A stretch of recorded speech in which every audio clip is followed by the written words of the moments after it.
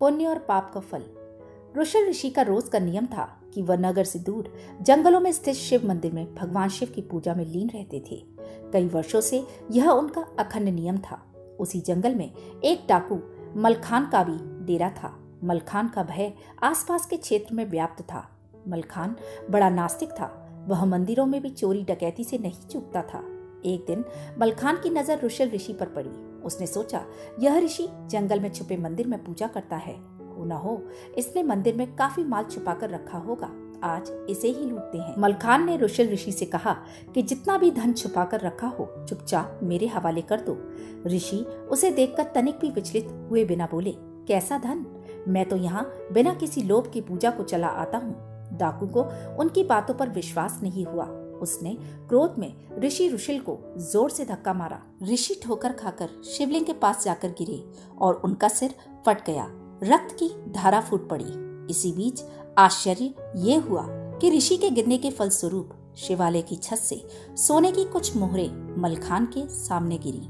मलखान अट्टहास करते हुए बोला, तू ऋषि होकर झूठ बोलता है? झूठे ब्राह्मण, तू तो कहता था कि यहाँ कोई धन नहीं, फिर ये सोने के सिक्के कहाँ से गिरे?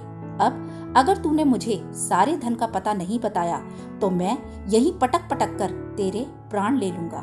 ऋषि रुशल करुणा में भरकर दुखी मन से बोले, हे शिव जी, मैंने पूरा जीवन आपकी सेवा पूजा में समर्पित कर दिया, फिर ये कैसी विपत्ति आन पड़ी?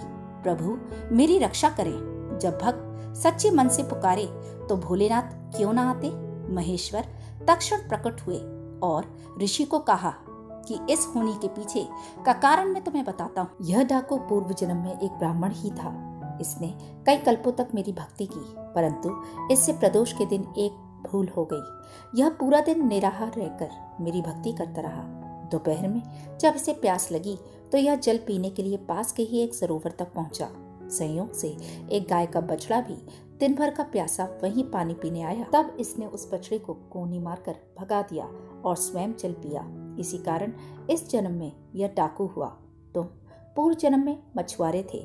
उसी सरोवर से मछलियां पकड़कर उन्हें बेचकर अपना जीवन यापन करते थे। जब तुमने उस छोटे बछड़े को निर्जल परेशान देखा तो अपने पात्र में उसके लिए थोड़ा जल लेकर आए।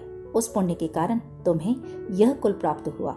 पिछले जन्मों के पुण्यों के कारण मलखान का आज राज तिलक होने वाला था, पर इसने इस जन्म में डाकू होते हुए न जाने कितने मासूम लोगों को मारा व मंदिरों में चोरियां की।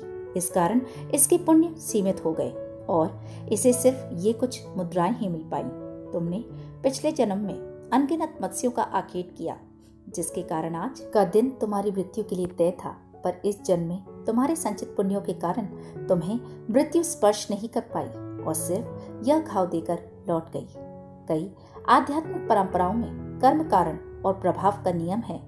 यह विचार है कि इस जीवन में हमारे कार्य भविष्य के जीवन में हमारे अनुभवों को निर्धारित करेंगे। इसका मतलब यह है कि हमारा भाग्य तय नहीं है, बल्कि हमारे कर्म इसे बदल सकते हैं। ईश्वर वह नहीं करते जो हमें अच्छा लगता है। ईश्वर वह करते हैं जो हमारे लिए सचमुच अच्छा है।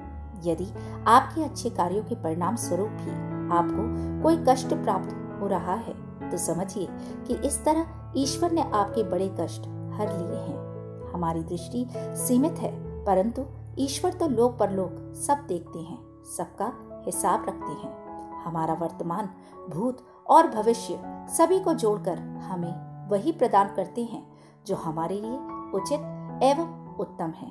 इसलिए हमेशा सत्कर्म करें और सदा ईश्वर की शरण में रहें।